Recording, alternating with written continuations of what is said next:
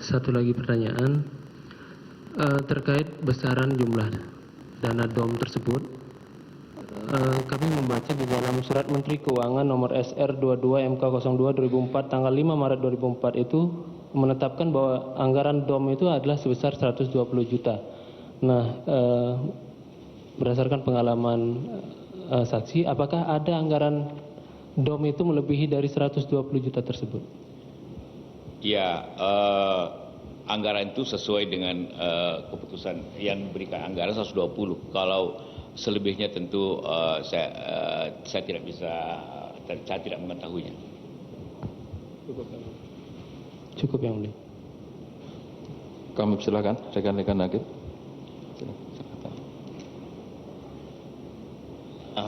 Saudara saksi ya, tadi sudah mengatakan berulang-ulang, buat apalagi kita bicara Permenkeu nomor 3 ketika sudah dicabut. Jadi tidak akan ditanyakan juga soal itu kalau begitu, tetapi lebih bertanya kepada pengalaman saksi semasa menjabat jadi menteri, jadi Menko. Pertanyaannya adalah, semasa menjabat jadi menteri Menko tersebut, apakah peraturannya menggunakan Permenkeu 3 2006 ini? Silakan. Peraturan ini 2006. Waktu itu saya sudah wapres, jadi saya bukan menteri, saya tidak mengetahui lagi apa yang terjadi. Pada waktu saya jadi menteri, yang terjadi adalah taktis. Hanya berbeda. Ya, artinya agak lebih bebas gitu kan. Baik. Nah, baik. Semasa menjadi wapres pun dulu bersamaan dengan terdakwa ini. Ya. Mengenai hal ini, Ya. pernah ada perbedaan anggaran yang terjadi di kementerian saat itu. Apakah saat itu pernah ada satu pembahasan mengenai hal ini? Tidak. Setahu saya tidak mengingat ada pembahasan. Nanti pada tahun 2014 pembahasannya ialah ini anggaran untuk Dominico terlalu ketat, tidak sesuai dengan tujuannya sehingga kita merubahnya. Jadi kalau menilai ketat dan tidak, Permenkeu nomor 3 dengan 268 atas dasar pengetahuan saksi dan pengalaman saksi, mana yang lebih ketat kalau begitu? Ya tentu lebih ketat 03 yang sudah dicabut itu. Lebih ketat 03. Cukup, Pak. Assalamualaikum Pak. Waalaikumsalam. Ya, saksi Haji Bapak Haji Muhammad Yusuf Kalla. Sebagaimana kita ketahui bahwa tadi Bapak sudah menyampaikan tentang PMK nomor 3 tahun 2006.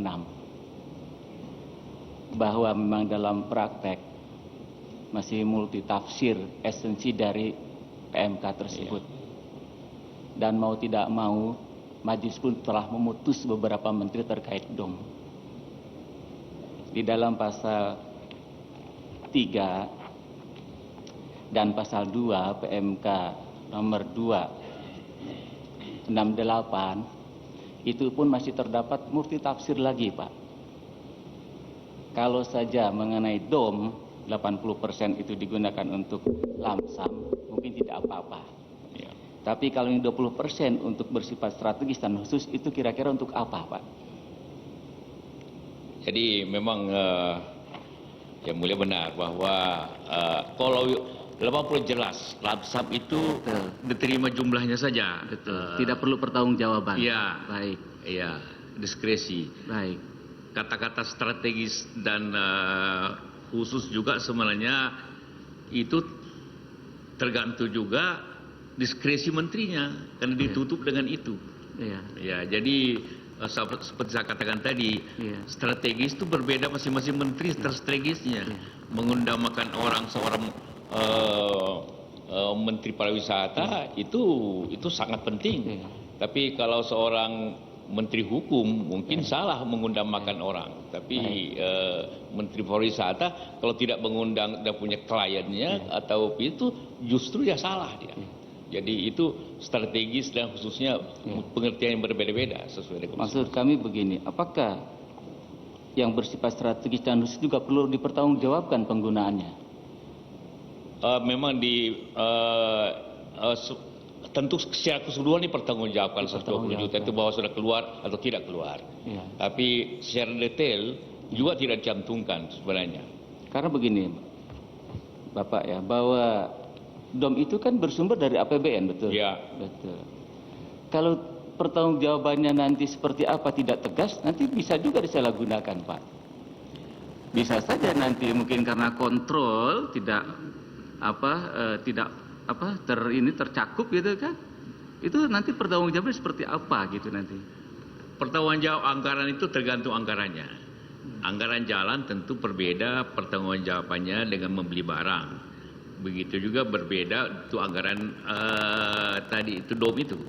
Jadi karena memang ada aturan khususnya daripada PMK itulah bahwa dia seperti saya diketahui lamsam, maka pertanggungjawabannya ialah jumlah, bukan dibelanja kemana. Apakah Pak Menteri itu hanya cukup tanda tangan kwitansi, mengambil uang untuk lamsam misalkan 80%, setelah itu mau digunakan untuk apa? Bebas, begitu? Ya, begitulah pengertian lamsam. Tapi kita menteri itu pasti juga mempunyai prioritas-prioritas. Ya betul, dia sesuai dengan harkat dia, presentasi dia sebagai menteri. Baik. Kalau tidak salah dana DOM tahun ini 120 juta ya Pak? Ya. Apakah itu memang dianggarkan untuk dihabiskan, apa sesuai dengan kebutuhan saja Pak? Ya, anggaran apapun tidak ada suatu ketentuan boleh habiskan atau tidak. Tapi kalau habis pun tidak apa-apa. Kalau tidak habis? Tidak apa-apa juga. Tidak apa-apa. Baik, terima kasih Pak. Assalamualaikum.